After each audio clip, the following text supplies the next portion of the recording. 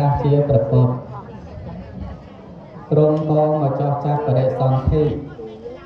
នៅក្នុងផ្ទៃនៃព្រះមេត្តា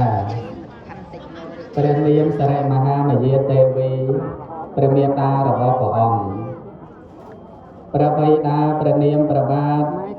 សុទ្ធោទនៈមហារាជ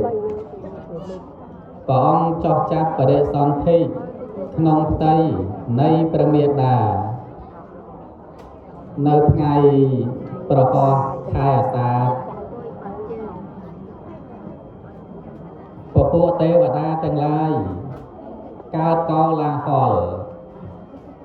ថានៅចម្ពោះទ្វីបនិងអរតនីឲ្យសំតសតៈទេវបុត្រដែលព្រះអង្គស្លាប់សោយប្រតិបង្គត់ពីព្រះវេស្សន្តរបានទៅកើតឋានសួគ៌ទេវលោកឲ្យព្រះអង្គមកចោះចាប់បដិសន្ធិក្នុងផ្ទៃនៃព្រះមេត្តាដើម្បីជាប្រយោជន៍ឲ្យបានត្រាស់ដឹងជាព្រះសម្មាសម្ពុទ្ធ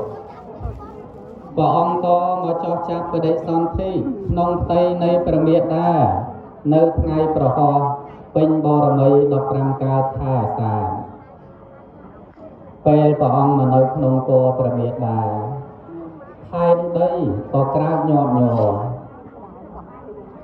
នៅពេលដែលព្រះអង្គនៅក្នុងផ្ទៃព្រះមេត្តា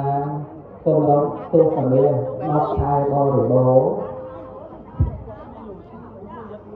ព្រះអង្គនៅក្នុងផ្ទៃនៃព្រះនាងសរិមហាមយាទេវីថ្នមម្ដាយបាយតាណាព្រះមេត្តាបាយតាណាថ្នមព្រះអង្គបាយតាណាមុខព្រះអង្គបាយតាណាមុខមេត្តាបាយតាណា